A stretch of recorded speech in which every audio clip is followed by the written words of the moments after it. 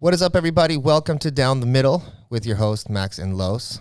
Today, we are going to talk about Donald Trump's new app, the CDC, and the things that they're hiding, and the stocks looking just like crypto, going down all the way down to 70% for some growth stocks.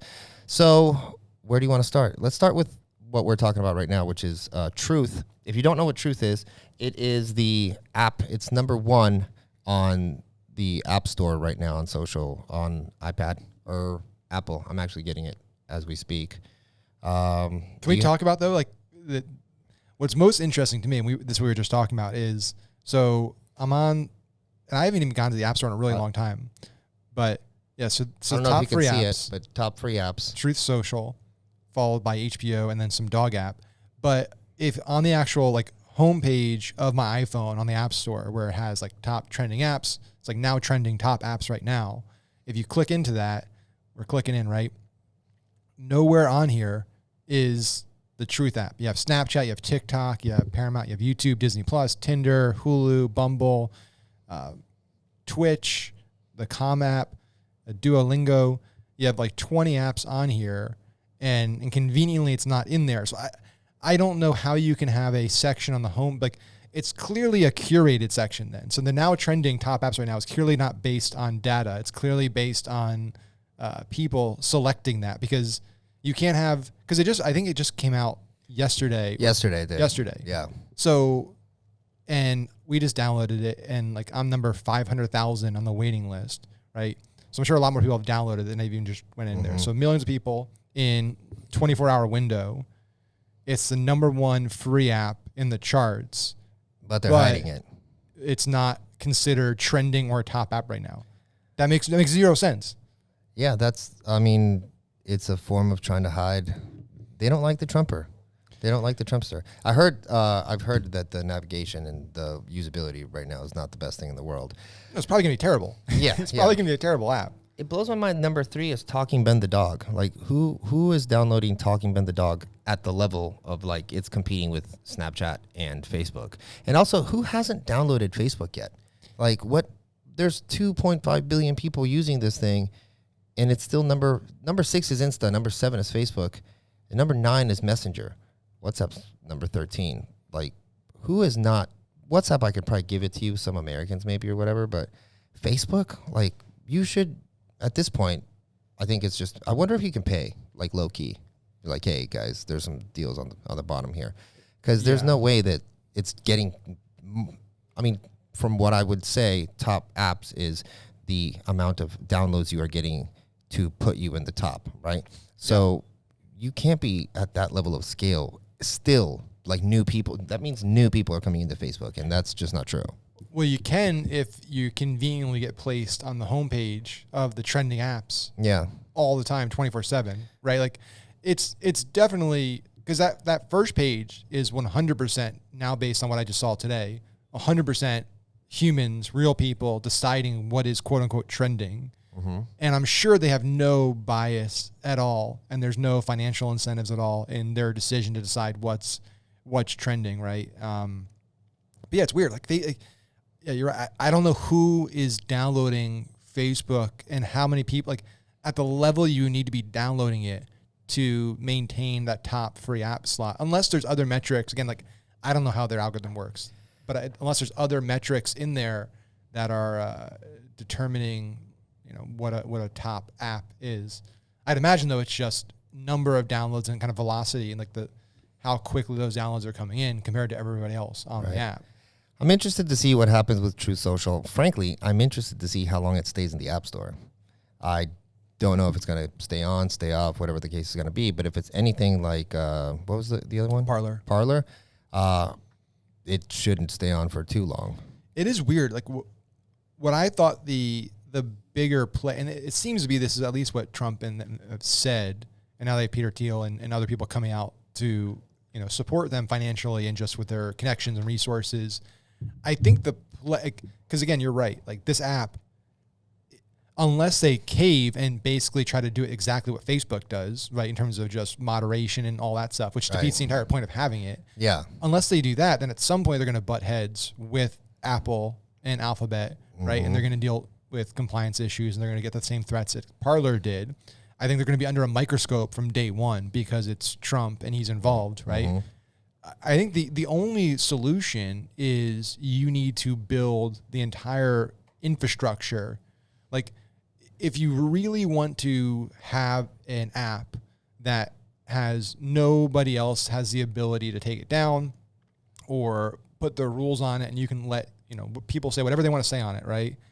You need to build your own infrastructure. You need to build your own, servers. You need to build your own kind of browser experience, your own app store, like all the pieces. But then you got to drive people there.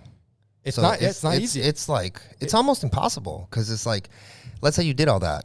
Okay, well, how do I download it? Because you could, if you're Apple, like, well, you can't use the App Store. Okay, well, you can probably have some sort of widget that works on your phone. You need hardware. You need software. Right. And so that investment for a maybe is just, it's impossible. It is. But it's like, I guess, because I agree. I mean, it's such a daunting task and seems like impossible. Sounds terrifying. It sounds terrifying, expensive, time consuming, and pretty much 99% chance of failing. Yes. But at the same time, like, everything we use today that is the infrastructure at some point didn't exist. Right. Right? Like, at some point, there were no Amazon server farms, and there was the first Amazon server, and then there was the millionth Amazon server, right? And at some point, there was no iPhone and no App Store. So, yeah, it's different now, because now you're not just starting from ground zero like everyone else. You're starting against Goliath, and you need to build the same competing infrastructure. I think honestly, I think the Daily Wire seems to be the most likely company to be a true threat to traditional institutions from a media and technology standpoint. Because they're doing it like very, very slowly, very under the radar, and they're just kind of slowly accumulating assets and talent, and they're doing it little by little, not raising too many flags. Mm-hmm. But they have book deals now. They have a book publishing arm with big athletes. Right. They have they had that woman from ESPN. They have a sports division. They have movies. They released their second like Hollywood style movie. They have multiple podcasts, multiple content outlets. So, yeah, I mean, it's, again, they don't have nearly the capital or resources that Google or Amazon or Apple has, but they do have a lot, and they have a lot of the talent, and they have a lot of audience. So somebody like that, I think, has about as good a chance as doing it. It's just not going to happen overnight. And it's still a terrible chance. Yeah, it's still a terrible chance. Still, like, it's I don't know, man. Like, it kind of shows you whatever you believe in. I don't care. It just shows you that people are being suppressed on their opinions, right? Because truth, statistically speaking, whether you like the guy or not, it's number one on the App Store. It has millions of downloads right now. But if you didn't scroll and looked at that, you wouldn't know the app exists. Yeah. And how do you do that to the number one app? Like, if it was Facebook, if it was anything else, Apple's going to go hard on pushing that. Hey, we got something new. Boom, boom, boom, boom. Come in. Because they're getting more people on their platform, and they're getting more people to use that phone, blah, blah, blah. Right? And it's the complete opposite with this. So it's going to be interesting to see how long he stays on. Because if the tool or the app is anywhere near allowing you to be vocal of your real opinion or fact checking or anything like that, then this thing's going to get shut down pretty quick. Parler's still not on, right? No, they're back, but they had to make massive concessions. They had to change. They brought in all new leadership. They made a lot of changes. It's not the same tool, and they'll never. We know them pretty well, and we actually built their e-commerce store and have a JV with them there. Mm-hmm. I don't think they'll ever get back to where they were pre-January 6th. Yeah. Their trajectory pre-Jan 6 was a rocket ship. Right after the election, like, they were growing like crazy. Right. They were adding 1 million plus users a day. Wow. The engagement was off the charts. Everything was moving like this. And they just got... It's kind of dead. Because think about it. Even if you kept your database, right? If you don't mail your database or commute, like, for a year basically, or 6 months, like, it's dead. So they basically they really started basically from zero. They had, the assets and the infrastructure to like restart, but it was a cold start. Yeah. Right. And most people deleted the app. Most people forgot about it. They moved on to other things. So you lose momentum. In an app, losing momentum, you might as well just shut this Is thing everything. down. And I'm curious to see, like, anybody that's listening, because I'm not I used to be bigger into the app world, so I haven't been on the app store in a long time. But I'm curious, like, if there's been an instance in the past where the top free app wasn't also in the top trending apps. Like, that seems like that shouldn't happen. Logical sense. That seems like that should never happen, and I find it hard to believe that's ever definition, happened. it's trending. Yeah. It's literally the definition of trending is something that is brand new, that's wildly popular, is literally trending. Like, it's crazy that... It's a day old, so it's trending. And this is what's weird, and then I want to talk about Rogan for a second, too, because it's kind of transitions into just changes. But, like, I don't know if it's an arrogance or an ignorance or what it is about a lot of the big tech companies, the media companies, the government, that think that people just don't see this anymore. Because a lot of this stuff they're doing, we'll talk about the CDC too in a bit, is like, it's so blatant. You're just doing this. Like, people are not idiots, and people now have transparency and see stuff. Like, I don't know if they just can't adapt fast enough. They're used to living in a world where, like, the normal people didn't have a voice and didn't have this level of transparency and weren't as smart and couldn't see stuff. Or they just don't care. There's like, I don't care if you see this because we're not changing and you can't do anything about it. So that's it. I mean, you can't do anything about it. Yeah. Because we just saw this, and it's like, we're going to talk about it. Other people might talk about it. It's like, Apple's like, what are you going to do? Get rid of your iPhone? We don't care. Sure. Well, it's our rules. We'll do whatever we want. And if you don't like it, leave. And nobody's going to leave because it's Apple and it's the best hardware. It's the best product, right? You most likely have a computer. Everything's all tied to you. Like, you need this thing. Exactly. It doesn't need you anymore. Yeah. And that's what's, going to Rogan. Like, I was telling you before we went on, and anybody that's listening, like, I'm honestly surprised. I thought that Rogan was so big and had so much money that this Spotify stuff was going to either blow over and he would just continue, or he would just leave and go do what he wants to do on any other platform. Right. I honestly did not. This is like a 1% chance that I thought he would stay and totally kind of concede or cave to all the pressure that's put on him. Because, and again, like, time will tell. It's only been a few episodes. Maybe he's just adjusting again. He got a little pushed, right? But the last few episodes, man, like, he's done 1780, like over 1,700 episodes, and I've listened to probably hundreds of them over a decade-long period. And he's just, like, the last few episodes, he has been playing devil's advocate way more on positions that he's been very, very strongly in supportive of for a long time. All of a sudden now he's like taking totally different positions. He's taking a different tone. He's being much more cautious in what he says. The new format, I think the new format of bring a guest on individually, talk about topic on this side, and then the next episode bring somebody to talk about this side. I just don't think it's a great format. Like, he did it with the climate change stuff. He had a guy on talking about, he was a previous head scientist, climate scientist at BP, I think, talking about his book where he says, like, hey, climate change is real, but it's not gonna impact us too much. Right. And then he had another guest on the day after saying, basically, the guy's full of shit. Here's why the world's ending and climate and all this stuff. And it just... You're always going to keep your most recent thoughts, which is what you're learning the second time. And so the problem is just like, okay, had one guy come on and share all his stuff, and then the other guy gets come on listening to that guy and just he can work on dissecting everything, but now there's no rebuttal to it. So now you're listening to the second guy and you're like, oh yeah, everything that guy said seems wrong now because this guy had the luxury of being able to come on and hear his entire argument and then dissect his argument.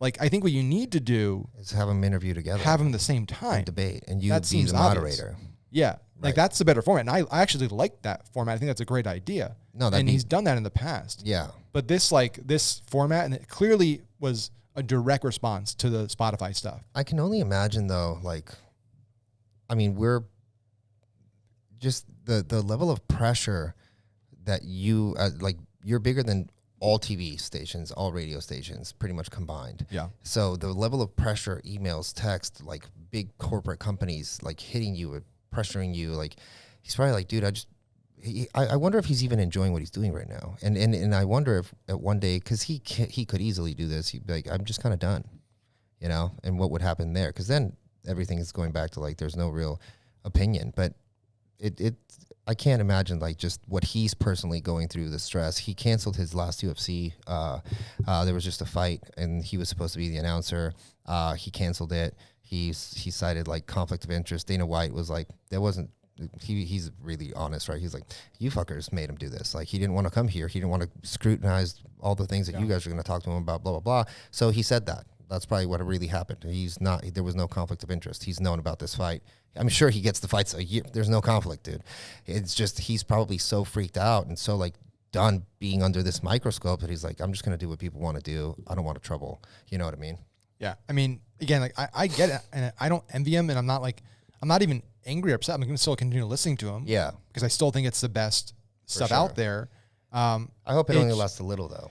It's just upsetting, especially the last episode he just did with Masheet. I think that's his name.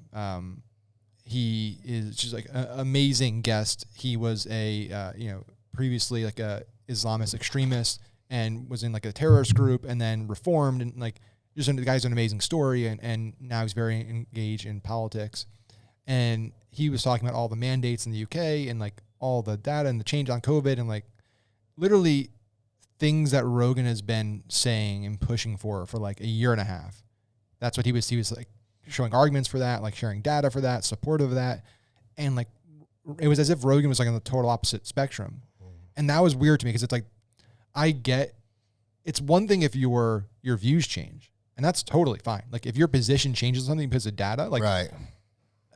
I respect that. I think that should be commended, like changing your views based on facts and being willing to change your views. Yeah. I just don't, that to me doesn't seem like what's happening. What seems like what's happening is he still believes what he believes, but he got all this pressure and all this hate that he's now trying to filter himself on a show so he seems like he's playing it fair. Mm-hmm. So he's like, listen, I agree with what this guy's saying, but I don't want to get any more shit. So I'm going to play devil's advocate the entire episode and question him and second guess him, so the people that were angry at me aren't as angry anymore. Maybe it'll blow over. And it's gotta suck as the person who's a guest. Oh yeah, because I would feel attacked. I'm like, dude, boom, boom, boom, and with this and this, like you're just attacking almost. Yeah, I think he got it. I think it's pretty clear. Anybody listening, and I'm curious other people's thoughts. And I've texted a few buddies like, hey, what have you thought about Joe Rogan's last few episodes? And everyone said the same thing that I've talked to.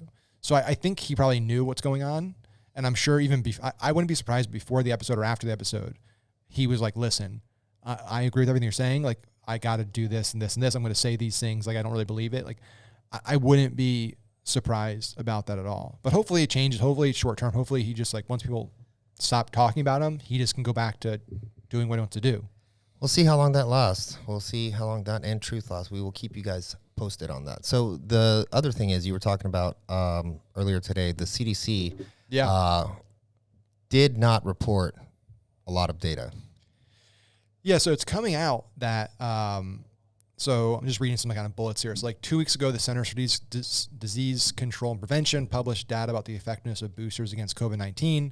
The CDC failed to publish a tranche of their data, however, omitting the impact on those aged 18 to 49 who are least likely to benefit from boosters. The CDC is also being criticized for failing to publish information about child hospitalization rates and comorbidities. And then the spokesperson for the CDC said they were concerned the data would be misinterpreted, pointing out that it was incomplete and not verified. And critics say that it was always better to publish information rather than withhold and allow scientists to analyze and explain what they could. So how are you going to publish? You're going to say that some is inconclusive, but the older demographic is 100% conclusive. It's because I believe that it's because if you show the other stuff, it's going to say like, well, it's pretty much a hardcore flu right now, guys. It's not a big deal. Yeah, it's what really angers me about this stuff is that, I mean, there's a lot of stuff that angers me, but for like future generations, for our kids, these are supposed to be institutions that are there to serve the public, that shouldn't have any agendas or political biases, or they shouldn't be making that decision. Their job is to do the science. Their job is to do the research, leverage all the talent and the brains they have and the resources they have and publish that research, right, for the public. And they're supposed to be trusted because they don't do anything else other than that, other than collect data, do the science, publish the findings, right? The CDC has totally destroyed their reputation the last years. Oh, yeah. They went from 2 years ago being one of the most trusted organizations in the world. I went to Emory in Atlanta. My sophomore year, I lived in a townhome, and that townhome had a balcony, and the CDC is right next to Emory, and it overlooked the CDC. So I used to go on my balcony, and you could see into the CDC, and had crazy guards and security and all that stuff. And I was like, this is so cool. Part of me was like, I'm terrified that there's going to be a zombie outbreak or something. But the other part of me was like, I'm living next door to this like incredible institution of science and research. Like this is a famous place, right? That does amazing work. And I still believe they do amazing work. Like so I'm making a statement here. It's not about what I think the CDC and the people that work at the CDC are unqualified or not doing great work. I think they have significantly damaged their visibility and how the public views them. They're not trusted. And trusts them. Right. And the fear of that, and what's scary about that is like, in the future, if and when something really serious happens, like there's a virus that has a 10% mortality rate or a 20% mortality rate or even greater, there's going to be a lot of people that don't believe anything they say, even if they are 100% right. Yeah. Even if they come out early and say, like, let's play it out 20 years from now, there's some weird new coronavirus that comes out and it's crazy deadly. But the CDC, they were ahead of it and they were able to get samples and they were able to make some type of treatment. And they come out early and say, hey, this is going to be really deadly. It's going to kill 20% of the people. It's going to kill everybody. No, regardless of your ages, right? Right. Here's this treatment all this stuff. Like, you're going to have a big chunk of people that are like, no way, I'm not listening to you. And they could be right. And like, that could kill a lot of people, all because they just don't do simple things like just publish the data and tell people, publish it and say, hey, we are being transparent. We're releasing all the data because we want to be transparent. But here's the caveat. Some of this data has been verified. Some of this data was done this way. Give us the information. It'll be updated. People will understand. Sure, people might take some information and run with it, and that's going to happen. But at least you'll maintain your integrity and your trust, which should be the most important thing. Or don't come out with anything at all. Because coming out with a half-ass answer then shows like, well, we're kind of omitting stuff. What you didn't have to come out with anything at all. And I think you're right. Like, there's no way for the foreseeable future in the United States, probably a lot of other, the world probably, that anyone can trust their government. Anyone can trust the media. Anyone can trust anything anymore, because the way that COVID was handled was just so horrible and so split and so government and incentivized that what is your incentive to believe anybody? Like, there's no way. Like, I don't believe it. And there's way more, like, it is interesting to me that there's still a good chunk of people, like still tens of millions of people, maybe even more in America, that like blindly still trust everything the government says or a government organization says because it's the government. That is wild to me. Yeah. Like, and those people believe that if you question any institution, you're a conspiracy theorist. Yes. And for me, for like those people, it's like, how do you explain this? Like, how do you justify this? And then how do you justify not at least questioning? We're not saying to just blindly not trust or to no matter what they say, we're not going to listen to it, but simply to ask questions and require a little bit of convincing, because like the government has done horrible shit for a long time. Mm-hmm. It has been wrong a long time. The podcast episode I was just listening to, the guest was talking about how in the hunt for bin Laden, right? In the hunt for bin Laden, the CIA, and this is published, this has come out. The CIA has actually apologized for it because it's come out. The CIA set up fake vaccination clinics in Pakistan for hepatitis B under the guise of doing DNA tests to find kids that were related to bin Laden so they could get closer to bin Laden. They went around the entire country fake vaccinating people, kids. They thought they were getting vaccinated for hepatitis B. but they were just extracting their DNA so they could find bin Laden. Like, that is our government doing things to children. So don't sit there and say, like, yeah, the government's great. The government's always doing good things. I'm also not saying that the government's always wrong or always bad, right? It's not blanket. It's not universal. It's not binary. It's like, sometimes our government has done really horrible shit. You got to admit it. Sometimes our government has been wrong. Right. And sometimes our government's been wrong in massive ways, like WMDs. We launched an entire war that killed millions and millions and millions of people, our soldiers and other people, children, women, elderly people, over something that was made up, was totally made up. And our government knew it was made up. So again, like, and then you have COVID, like so many times throughout COVID, the facts have changed. It's come out after the fact that, hey, actually, you know, we didn't believe this was the right way to do it, but we said it to control the narrative, right, to control. Right. We didn't want a rush on masks, so we told people that masks weren't effective. We didn't want to rush on this, so we told people. It's like, so at that moment, you were lying. You were literally lying. You were lying. You admitted that you were lying. It doesn't matter why you were lying. It's just that the government's lying to you. People lie, right? And they lie for different reasons, right? The CDC's come out and said, hey, actually, you know, omitting's lying. Like, we omitted data because we didn't want you to think a certain thing. It's like, at a certain point, you need to look at just decades and decades and decades of government organizations doing this before you say, like, I'm not going to just out of the gate blindly trust everything the government says because it's the government. Right, right. No, it makes no sense. I wouldn't have pushed anything out if I was a CDC, just logically. It just makes more sense to keep your mouth quiet instead of saying a half-ass answer. Yeah, they're done. Again, it's because they didn't want the data look. They didn't want it to seem like, hey, actually, you know, for people that are healthy with no comorbidity, it's like, and this has been, everyone's known this for a long time. If you are healthy and you are young and you aren't morbidly obese and don't have diabetes or autoimmune disease, you are most likely not going to die from COVID or get hospitalized.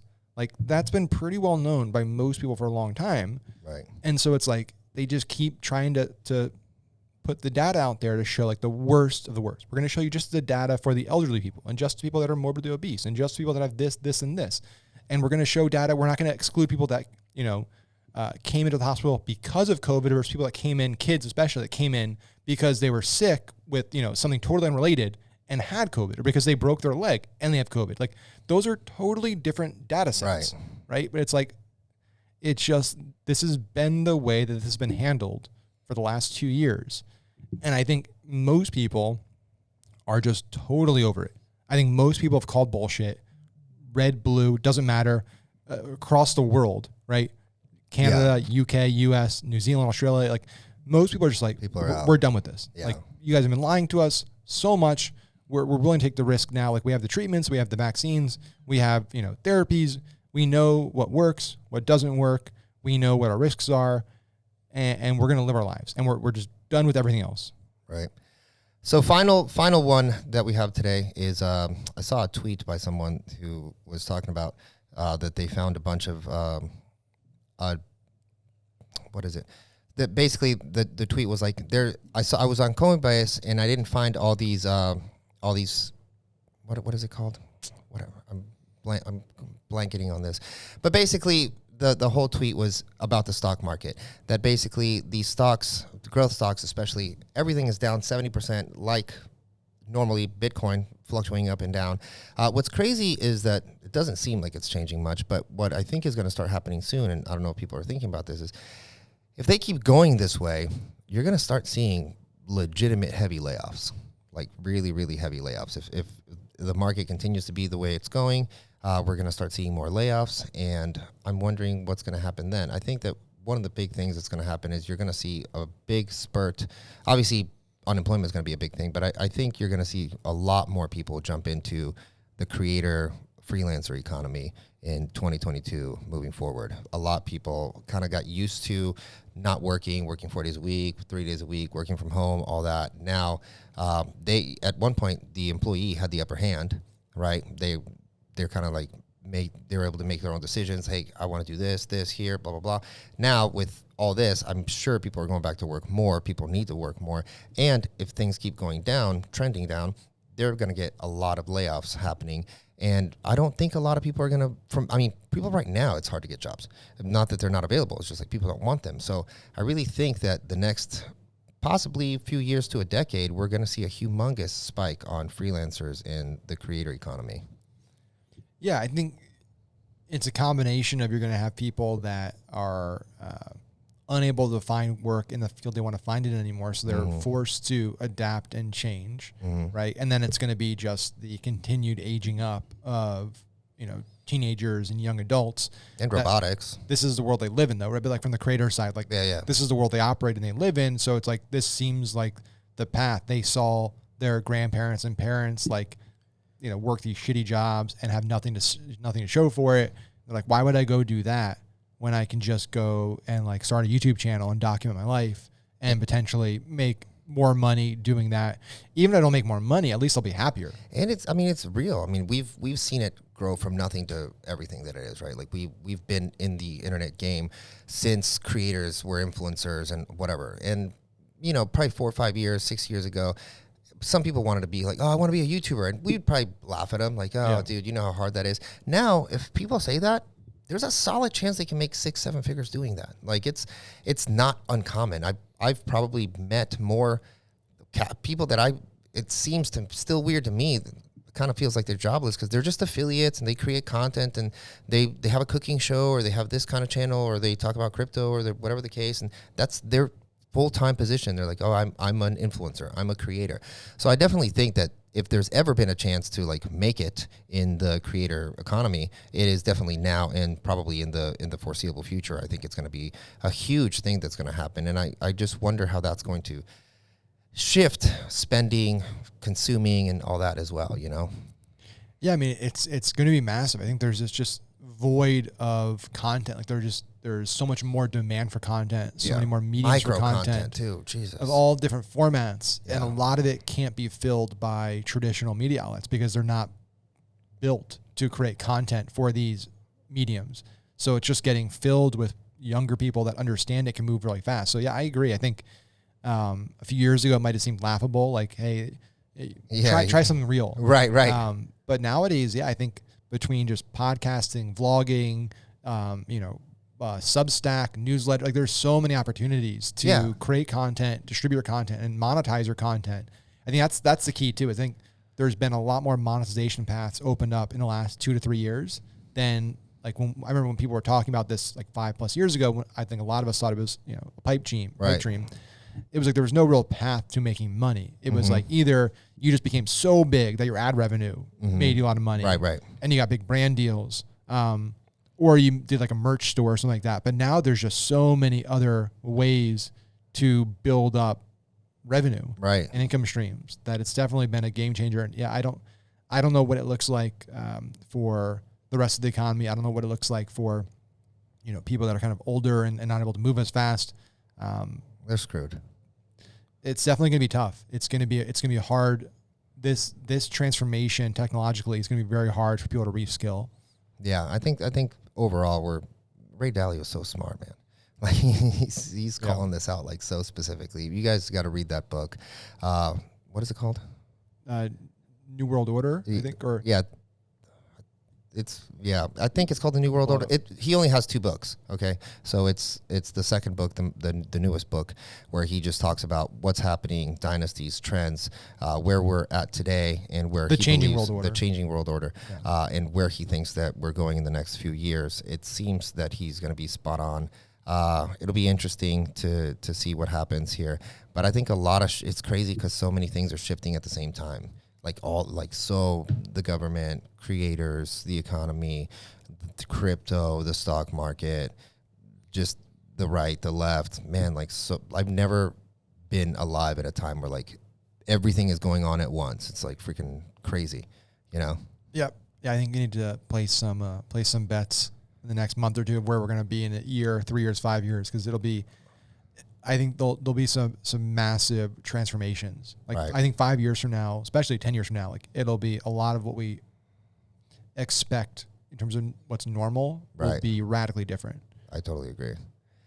All right, guys. Well, that is it pretty much for today's episode. If you guys are creators and want to reach out to us and kind of, it'd be awesome to talk to some of you guys about what you're doing, how you guys are monetizing. If you guys want to come on the show, hit me up at Los Hustle or Max at MaxFit on Instagram. And other than that, guys, next week, we're going to have a new studio. See this over here? We have a blank wall. We need ideas of what to put on the blank wall.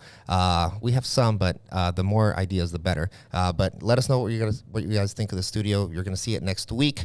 But for now, I am out. Max is out, and we will see you guys on the next one. Later, Bye. guys.